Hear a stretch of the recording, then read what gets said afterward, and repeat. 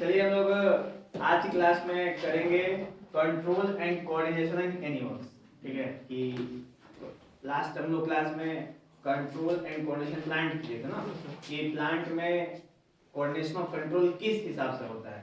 तो हमने जाना था कि प्लांट के अंदर हम लोग हार्मोन सिस्टम से करते हैं, यानी कि प्लांट को अगर कुछ भी कार्य करना होगा अपने इंटरनल चाहे एक्सटर्नल, तो कौन सा सिस्टम लाना पड़ेगा? हार्मोन का सिस्टम। हार्मोन मतलब बताया ना मेन क्या है, हार्मोन और नर्वस सिस्टम। तो प्लांट के अंदर कौन सा काम करता है? हार्मोन। और एनिमल के अंदर दोनों काम करता है। हार्मोन सिस्टम भी काम करता है और नर्वस सिस्टम भी काम करता है। ठीक है, जो हमारे बॉडी का हार्मोन सिस्टम होता है वो थोड़ा स्लो होता है, थोड़ा स्लो। ठीक है, लेकिन प्लांट के हार्मोन सिस्टम से फास्ट होता है। ठीक है, और हमारा जो नर्वस सिस्टम होता है वो बहुत फास्ट होता है, मतलब लाइट की स्पीड से। लाइट की स्पीड कितनी है? 3 लाख किलोमीटर पर सेकेंड। तो इस स्पीड से हम लोग का नर्वस सिस्टम काम करता है। ठीक है, अच्छा, नर्वस सिस्टम के अंदर ये स्पीड आती कहां से? सोचने बात है ना, कैसे आती है स्पीड? तो हमारे बॉडी में इलेक्ट्रिकल इंपल्सेस चलते हैं।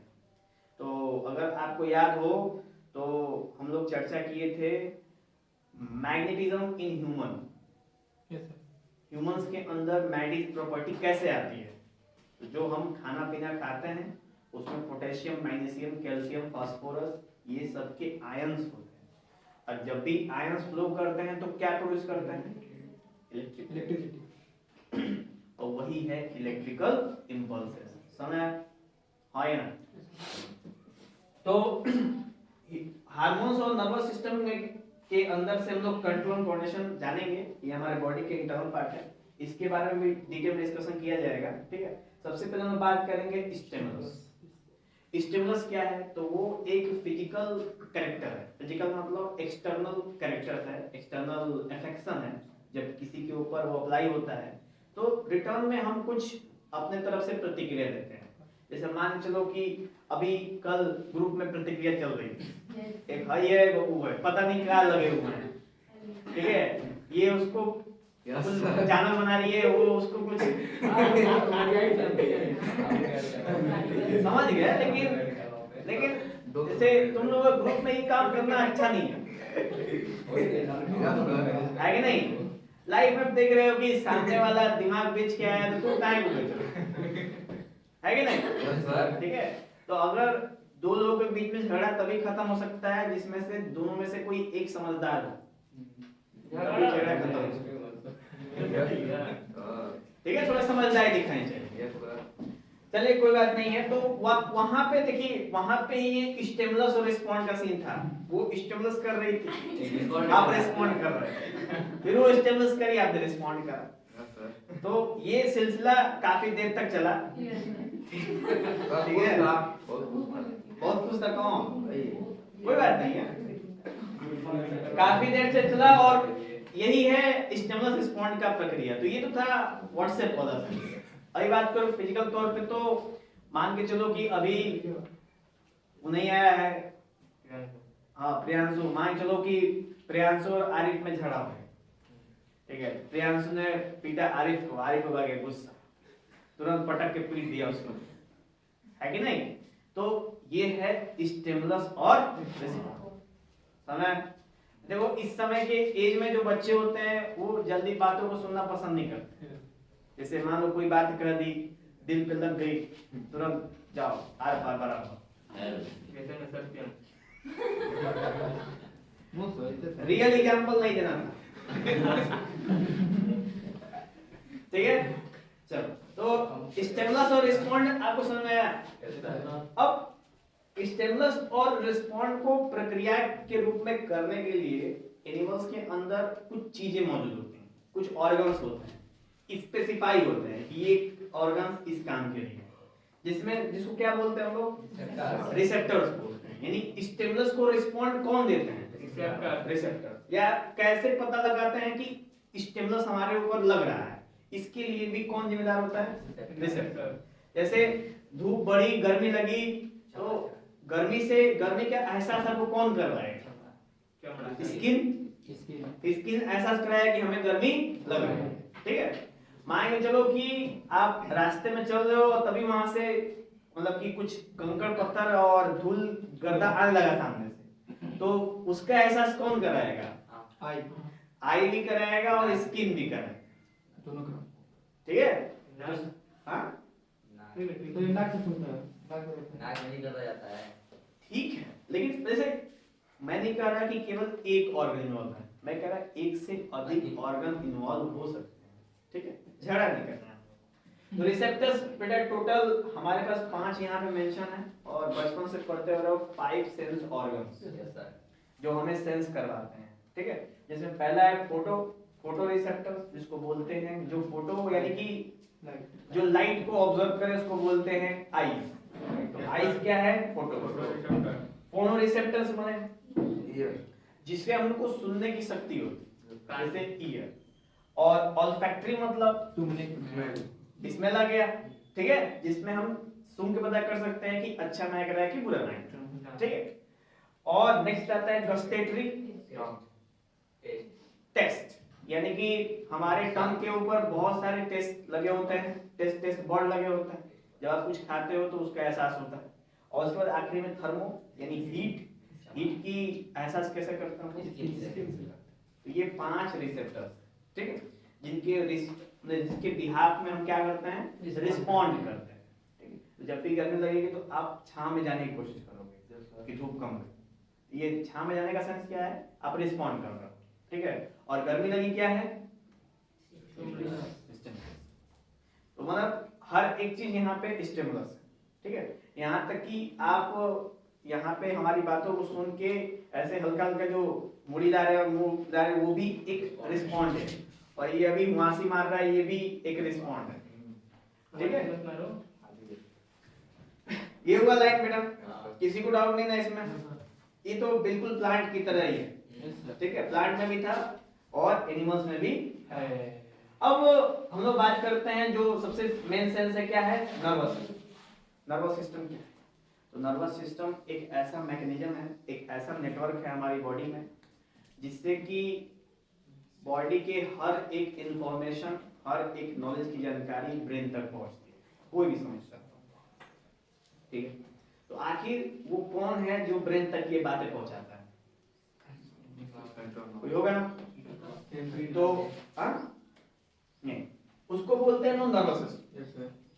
और नर्वस सिस्टम का सबसे यूनिक पार्ट क्या है? सबसे छोटा पार्ट, हाँ, उसको बोलते हैं न्यूरॉन। यानी कि न्यूरॉन्स आर जिम्मेदार, वो सारे के सारे जिम्मेदारी लेते हैं कि इंफॉर्मेशन को आगे पहुंचाना, ठीक है? अभी देखो मैं न्यूरॉन्स आपको दिखा देता हूँ बुक में, ठीक है? ये दिख रही है यहाँ पे, ये पूरा दिख रहा है सही से? हाँ न्यूरॉन है। हाँ, तो यहाँ पे न्यूरॉन में देखो तो ये लग रहा है कि छाता बना हुआ है, इसमें से ऐसे ऐसे हाथ निकले हुए हैं इधर साइड में, और इधर भी पीछे पीछे लग रहा है जड़ है, लग रहा है कोई प्लांट है, ठीक है? लेकिन ये प्लांट नहीं है, ये क्या है? न्यूरॉन है। अब इस न्यूरॉन के बारे में जानना आवश्यक है, क्योंकि पेपर में क्वेश्चन अगर पूछेगा न्यूरॉन का तो क्या पता फिगर बनाने को आ सकता है, ठीक है? तो फिगर बनाना बहुत जरूरी है, वहां पे फिगर बना लेंगे तो फिगर की प्रैक्टिस करेंगे हम लोग न्यूरॉन्स की। यहाँ पे देखो सेंटर में ब्लैक कलर का है, इसको बोलते हैं न्यूक्लियस। उसके बना ही देता हूं मैं सबसे बेस्ट, ठीक है? आसान तरीका क्या है बनाने का? आपको ऐसा खेल खेलना है, ठीक है? खेल लिया, और उसके बाद एक तरफ से आप यहां से फिर ऐसे, ठीक है? ये सबसे आसान तरीका। अब इससे आसान नहीं मिलेगा, बन गया। यहाँ पे ये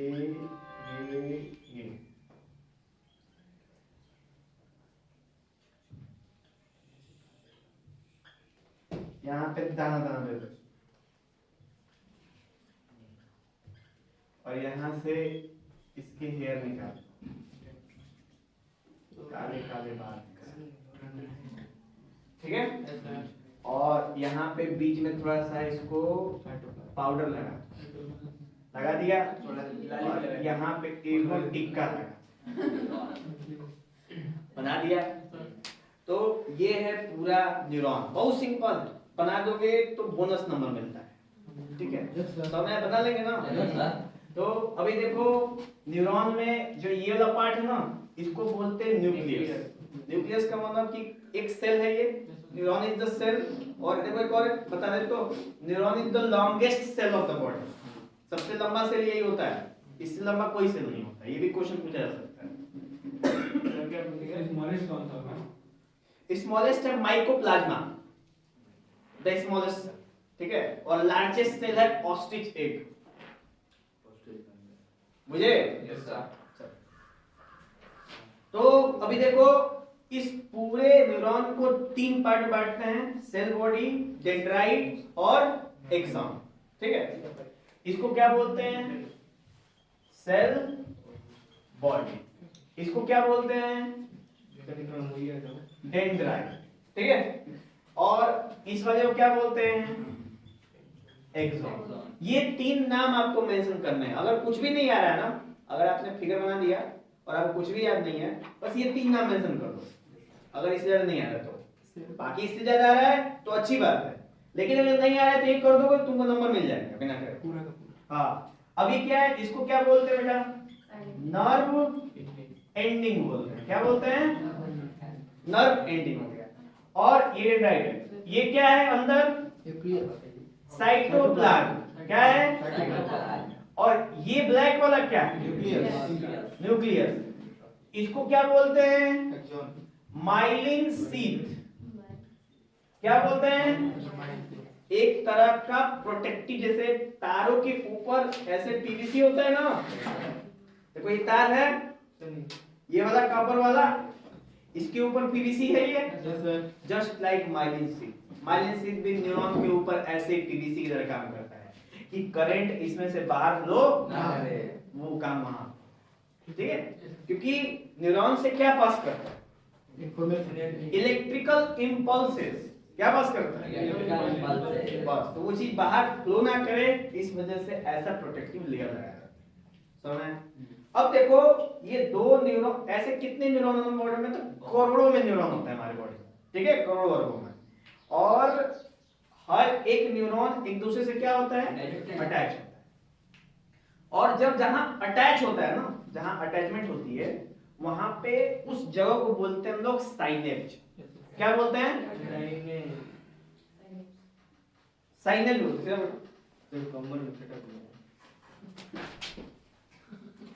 देखिए, तो ये है न्यूरॉन हम लोग का, ठीक है। न्यूरॉन 3 तरीके के होते हैं। कौन कौन से? तो एक होता है सेंसरी न्यूरॉन, ठीक है, सेंसरी, ठीक है। एक है सेंसरी न्यूरॉन, एक है मोटर न्यूरॉन, और एक है रिले न्यूरॉन, ठीक है। अब सुनो, सेंसरी न्यूरॉन क्या होता है?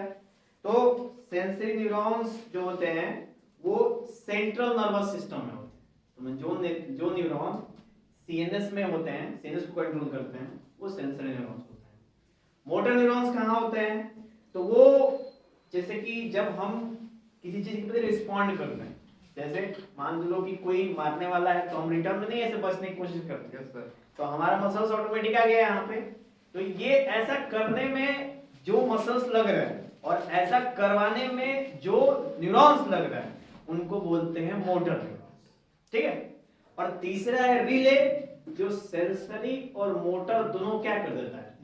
आपस में जोड़ता है, उसको बोलते हैं रिले न्यूरॉन्स, ठीक है।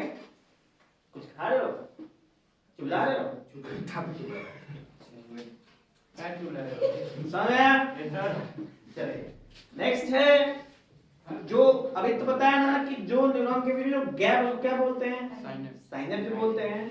और गैप के बीच में एक लिक्विड होता है। क्या होता है? लिक्विड, जिसको बोलते हैं न्यूरोट्रांसमीटर फ्लूइड।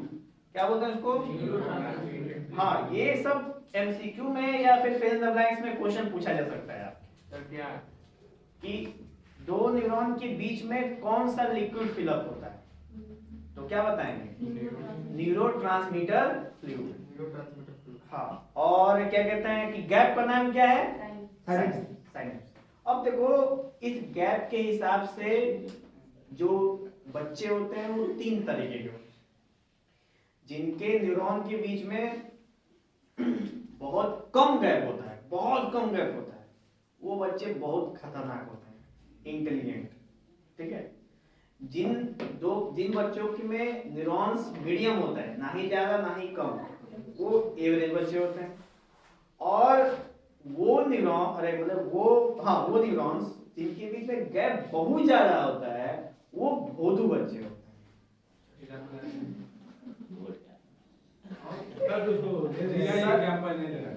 शरीर से भोदू नहीं बोलना है, वो दिमाग से पैदा नहीं, मतलब जैसे क्या होता है कि कोई भी काम करने में अस्कतियाने वाला,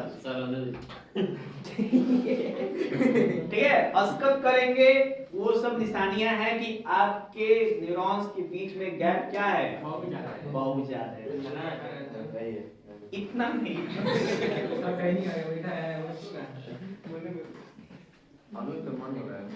चलिए एक बेटा बात आइए ध्यान दीजिए। ये था हम लोग का कंडीशन न्यूरॉन्स के बारे में। न्यूरॉन्स में किसी को डाउट है तो वो बता दें, नहीं बताओगे मत बताओ, ठीक है।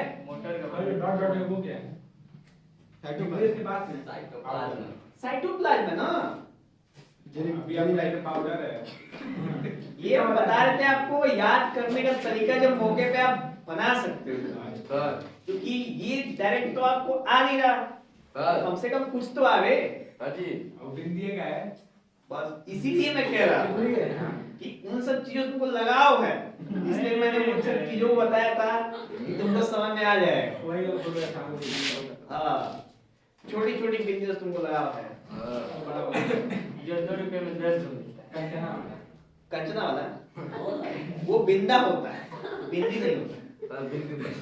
चलिए बात नहीं, अब नर्वस सिस्टम आते हैं। तो फिर से नर्वस सिस्टम का सबसे छोटा पार्ट का नाम क्या है, न्यूरॉन। और ये कई सारे न्यूरॉन्स मिलके एक बड़ा नर्वस सिस्टम बनाते हैं। वो कौन सा है, उसको बोलते हैं नर्वस सिस्टम। इसको बोलते हैं नर्वस सिस्टम 2 प्रकार के होते हैं, एक सेंट्रल नर्वस सिस्टम और एक पेरिफेरल नर्वस सिस्टम। ठीक है, सेंट्रल का मतलब जिसमें ब्रेन और स्पाइनल कॉर्ड 2 चीजें आती हैं, तो उसको बोलते हैं सेंट्रल नर्वस सिस्टम। और पीएनएस का मतलब इसके अलावा बॉडी में जितना भी पार्ट है ना, उसको क्या बोलते हैं, पीएनएस, पेरिफेरल नर्वस सिस्टम। अब सेंट्रल नर्वस सिस्टम की बात हम लोग नेक्स्ट क्लास में करेंगे, हम पीएनएस की बात करते हैं। पेरिफेरल नर्वस सिस्टम 2 तरह का होता है, एक ऑटोनॉमिक, इसको बोलते हैं ऑटोनोमस, और एक होता है वीएनएस, ये होता है वॉलंटरी। ठीक है, अच्छा सबसे पहले हम लोग बात करेंगे वॉलंटरी वाला, क्योंकि वो छोटा है।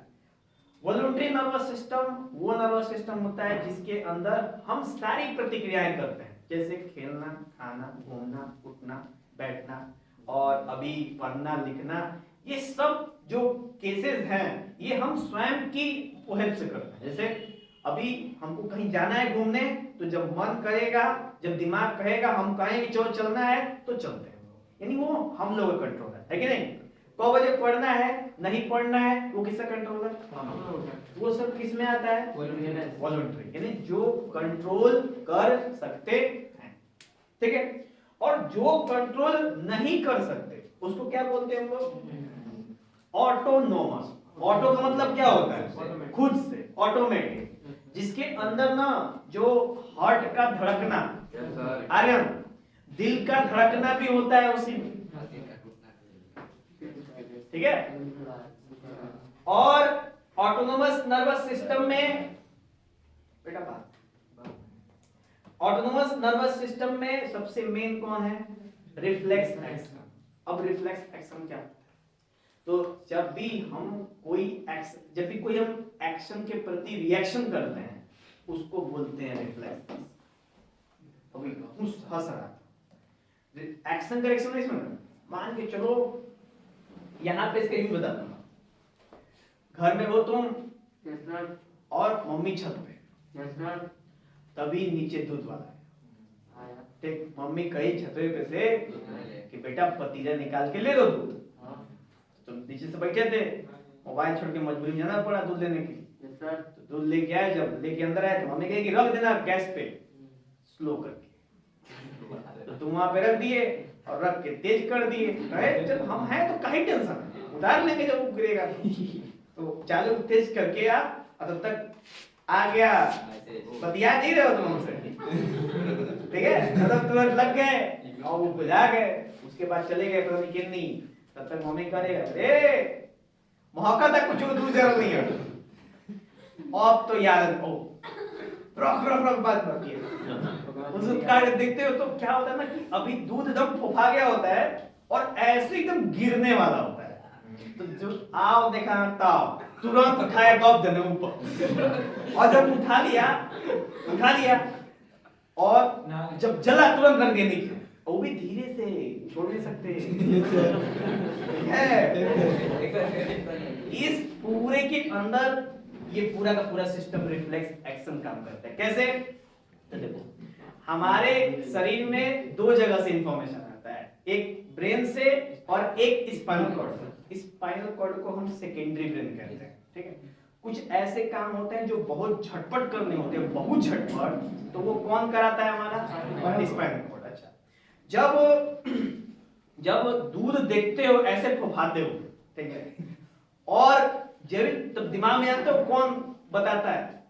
तब ब्रेन कहता है कि अगर दूध गिर गया बहुत लात खाएंगे, और जो सुनेंगे वो अलग से, ठीक है। तो तुरंत जाते हो गप से उठा लेते हो, और जब उठा लेते हो तब स्पाइनल कॉर्ड कहता है बेटा नहीं रखोगे जल जाएगा। तो फिर जहिए तो फिर कहते ना ना ना लात खोगे डबल, फिर ऐसे करके जाके पानी में हाथ तो तो ये यहाँ पे द्वंद्व होता है किसका? ब्रेन का और जहाँ पे लॉजिकल थिंकिंग है, सोचना समझना है, वहां पे ब्रेन।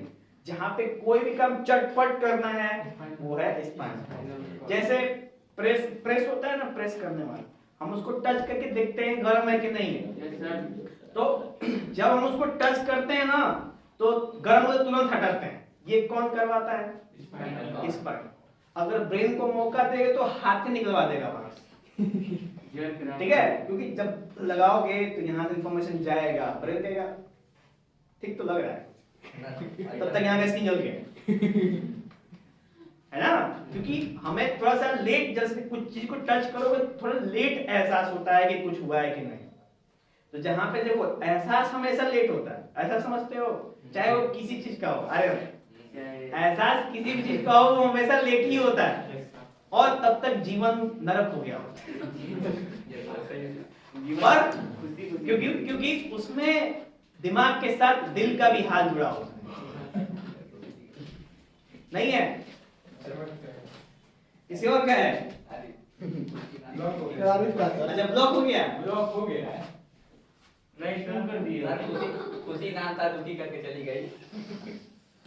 बताओ बाबू, नसीब खराब है। रिफ्लेक्शन समझ में आया? तो अभी आपसे पूछेगा रिफ्लेक्शन तो क्या बताएंगे? तो रिफ्लेक्स एक्शन एक ऐसा ऑटोमेटिक रिस्पॉन्स है किसी भी एक्शन के प्रति, एक रिएक्शन। जब से कुछ एक्शन हो गया तो हमारा बॉडी जो रिएक्शन देता है वही क्या है? Reflex action. अच्छा, इस रिफ्लेक्स एक्शन में क्या क्या यूज हुआ है? तो हाथ, और हाथ के बाद स्पाइनल कॉर्ड। तो देखो सबसे पहले यहाँ से हाथ से इंफॉर्मेशन गया ऐसे, फिर स्पाइनल कॉर्ड ने रीड किया, छोड़ना है, फिर आया। तो इसको बोलते हैं रिफ्लेक्स आर्क। क्या बोलते हैं इसको? Reflex arc. यानी कि एक्शन, फिर रीड किया जल्दी छोड़, रिएक्शन, एक्शन रिएक्शन, ये एक सर्कुलर पाथ है। एक्शन हुआ, रीड किया, रिएक्शन, ये कर्व जैसा बन रहा है, एक आर्क जैसा बन रहा है, इसको बोलते हैं रिफ्लेक्स आर्क। क्या बोलते हैं इसको? Reflex arc. समझ आया ना? तो हमारे बहुत सारे क्या, लगभग सारे ही कार्यों में रिफ्लेक्स आर्क बनते हैं, ठीक है, और रिफ्लेक्स एक्शन होता है। क्योंकि शरीर को कोई भी चीज उसके विपरीत कंडीशंस में गवारा नहीं। जैसे अभी आप लोगों को जो पनिशमेंट मिलता है वो भी शरीर क्यों चाहता है? नहीं चाहता, नहीं लेना है, लेकिन क्या करोगे? आपने ब्रेन कहता है कि अगर पढ़ के आए होते तो पास हो गए होते, तो लेना नहीं पड़ा। वहां पे लॉजिकल थिंकिंग समझ में आया? रिफ्लेक्स एक्शन बेटा, रिफ्लेक्स एक्शन बता दूं तो केवल स्पाइनल कॉर्ड से नहीं होता है, और भी जगहों से होता है। जैसे जो स्पाइनल कॉर्ड से होता है उसको बोलते हैं स्पाइनल रिफ्लेक्स, और जो ब्रेन से होता है उसको बोलते हैं सेरेब्रल रिफ्लेक्स। दो तरह का, ठीक है। जैसे सेरेब्रल रिफ्लेक्स के बारे में अगर हम बताएं तो हमारी आंखें, तो जब धूप आती है तो हमारी आंखें अपने आप क्या हो जाती है? तो इसमें कौन जिम्मेदार होता है? Cerebral reflex. क्यों? क्योंकि आंख दिमाग के बहुत नजदीक है, तो दिमाग का अब अगर इसके पास भेजेगा तो भेज लिया, तो आंख निपट गया है ना। इसीलिए कुछ काम ब्रेन भी जल्दी करता है और कुछ काम स्पाइनल कॉर्ड, सबका काम बटा हुआ है, ठीक है। समझ में आया सबको? तो बेटा और उसके बाद मेन चीज नर्व्स वाले। नर्व्स तीन प्रमुख नर्व्स, क्रेनियल, विसरल और स्पाइनल। क्रेनियल का मतलब जानते हो, इस वाले हड्डी को बोलते हैं क्रेनियल, स्कल को क्या बोलते हैं? क्रेनियल बोन, ठीक है। तो सोचो कि लिंक है, क्रेनियल का नर्व्स कहां से लिंक है? तो जो भी नर्व्स ब्रेन से बॉडी में डिस्ट्रीब्यूट होते हैं उनको बोलते हैं क्रेनियल। अच्छा, स्पाइनल शब्द से कहां से लिंक है? स्पाइनल कॉर्ड से। यानी जो भी नर्व्स स्पाइनल कॉर्ड में अटैच रहते हैं उसको बोलते हैं स्पाइनल, ठीक है। अच्छा, तो ये ब्रेन का हो गया, ये स्पाइनल का हो गया, तो पूरे बॉडी में तो हड़ताल मच जाएगा। तो पूरे बॉडी के लिए कौन होता है? विसरल, जिसमें इंटरनल ऑर्गन्स आते हैं। तो इंटरनल ऑर्गन्स के पास कौन इंफॉर्मेशन पहुंचाता है? समझ? अच्छा, ये अकेले तीन नहीं होते हैं, इन तीनों के अंदर जैसे कोई रोड पे जाओगे तो एक जाने वाला वे होता है, एक आने वाला वे होता है, वैसे ही इन दोनों के अंदर भी टू वे होता है, एक जाने का और एक आने का। तो वो जाने वाला कौन है? तो ब्रेन से बॉडी, मोटर नर्व्स क्या करता है? ब्रेन से बॉडी। तो ब्रेन अगर कोई इंफॉर्मेशन देगा ना, उसको बॉडी तक कौन पहुंचाएगा? Motor nerves. और जब बॉडी कोई रिटर्न इंफॉर्मेशन दे तो ब्रेन तक कौन पहुंचाएगा? समझ आया? तो ये क्रेनियल भी दो होते हैं, मोटर सेंसरी, विसरल भी दो होते हैं, मोटर सेंसरी, और स्पाइनल भी दो होते हैं, मोटर और सेंसरी। समझ आया? तो ये रोड है और इन तीनों के अंदर दोनों हर जगह, क्योंकि एक जाने का और एक आने का। अगर सोचो एक ही रास्ते से जाते आते तो जाम हो जाता ना, जाम हो जाएगा तो इंफॉर्मेशन पहुंच नहीं पाएगा। पता चला कि उधर से सामने वाला गोली मार रहा है और ब्रेन कह रहा है हटना है, तो बीच में जाम लग गया, हो गया ना, हट पाओगे वहां से? समझ? तो ये था हम लोग का पूरा कॉम्प्लीमेंट्री कॉम्बिनेशन। अभी भी टाइम है हम लोग के पास, तो अभी हम इसको भी कवर करेंगे, ठीक है। समझ आया सब कुछ? कोई डाउट है इसमें? चलिए।